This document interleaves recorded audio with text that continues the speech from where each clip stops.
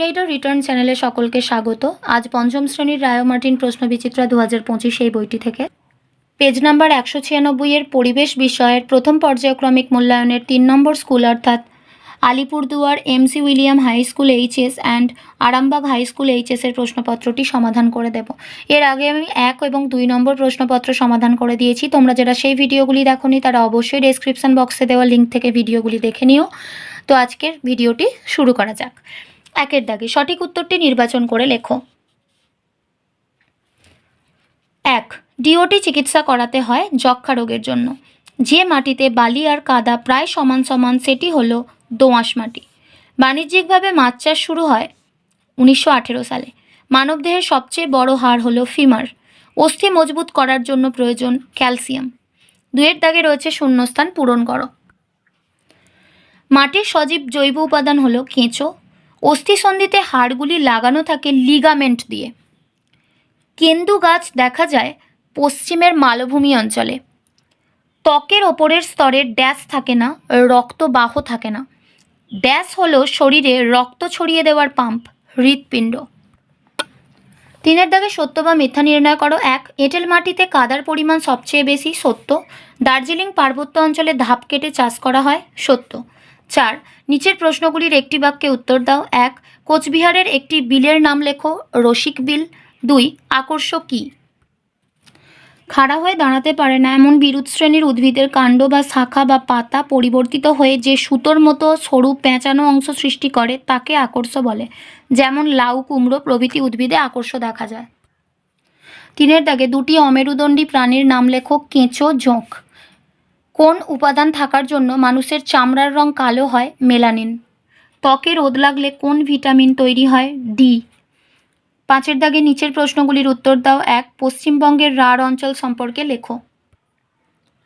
পশ্চিমবঙ্গের মালভূমি অঞ্চলের পূর্ব দিকে এবং ভাগীরথী নদীর পশ্চিম দিকে যে সামান্য ঢেউ খেলানো রুক্ষ সমভূমি দেখা যায় তাকে রাঢ় অঞ্চল বলে। রাঢ় অঞ্চলের ভূমিরূপগত বৈশিষ্ট্যগুলি হলো: 1. রাঢ় অঞ্চলটি পশ্চিমের মালভূমি অঞ্চল থেকে আগত নদীসমূহের দ্বারা বাহিত পলি সঞ্চয়ের ফলে সৃষ্টি হচ্ছে। 2. অঞ্চলটি পশ্চিম থেকে পূর্ব দিকে ঢালু। 3. সাধারণভাবে অঞ্চলটিকে সমভূমি বলা হলেও এর উত্তর ও পশ্চিম ভাগে কিছু উঁচু নিচু বা তরঙ্গায়িত ভূমি দেখা যায়। 4.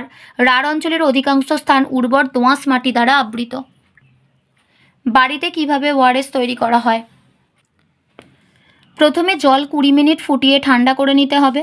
এরপর 1 গ্লাস ওই ফোটানো জলে 1 চামচ চিনি আর 1 চিমটে নুন দিলেই তৈরি হয়ে যাবে ওআরএস।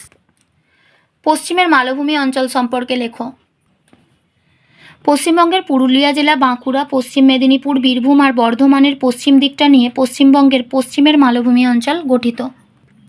এই মালভূমি অঞ্চলের বৈশিষ্ট্যগুলি হলো: 1. মালভূমি অঞ্চলটি উঁচু নিচু ঢেউ খেলানো। 2. মালভূমির মাঝে মাঝে উঁচু টিলা ও পাহাড় দেখা যায়। 3. সমগ্র মালভূমিটি কাঁকড়যুক্ত অনুর্বর লাল মাটি দ্বারা আবৃত। 4. মালভূমির গড় উচ্চতা 300 মিটারের কম। চামড়ার ব্যবহার ক্রমশ কমছে কেন? চামড়া ব্যবহার করলে পশুরা মারা পড়ে ও তাদের অস্তিত্ব বিপন্ন হয়।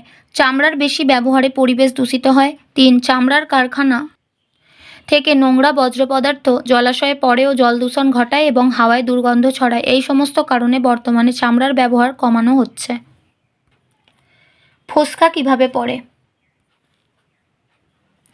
শরীরের কোনো স্থান পুড়ে গেলে ওই পোড়া স্থানের চামড়ার ওপরের স্তরটা গরমে মরে যায়।